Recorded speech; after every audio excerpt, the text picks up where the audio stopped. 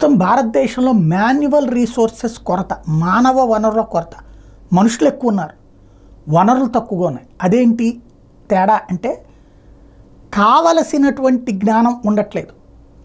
జ్ఞానం ఎక్కువన్నా అవుతుంది, లేదా సర్టిఫికెట్ ఎక్కువన్నా అవుతుంది. ఫర్ ఎగ్జాంపుల్, ఒక మెకానిక్ షాపు, ఏది మెకానిక్ షెడ్ అనేది ఒక షోరూమ్తో అనుబంధంగా ఉంటుంది.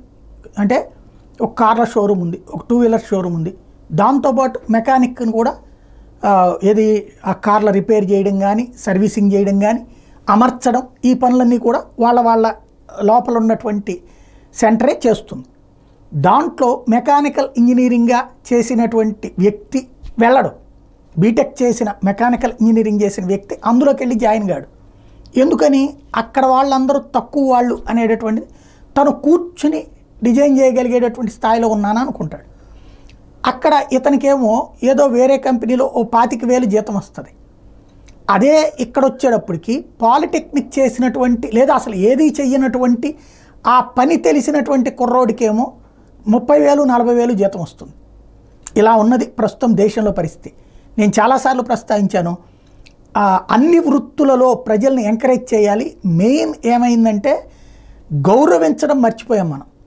ఒకటి, ఆడపిల్లలు ఒక స్టేజ్లో కూర్చోబెట్టి నడిపే వాడిని మాత్రమే పెళ్లి చేసుకోవాలని ఆలోచిస్తూ ఉండటం వల్ల మగపిల్లలు ఆలోచన చేస్తున్నారు. అట్లాగే మగపిల్లలకు కూడా కష్టపడే తత్వం తగ్గడం అన్నటువంటిది కూడా సమస్య అయింది.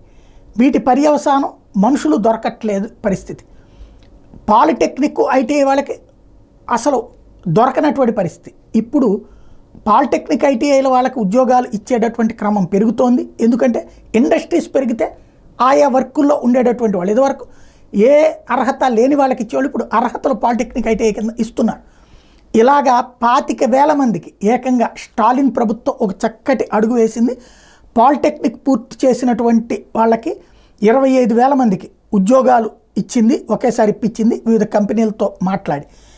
దానికి ఏదో మొదలవన్ అనేటటువంటి పేరు పెట్టింది. చక్కటి ఆలోచన చేశారు. ఇది దేశవ్యాప్తంగా అన్ని రాష్ట్రాలు అమలు చేయదగ్గటువంటి అంశం.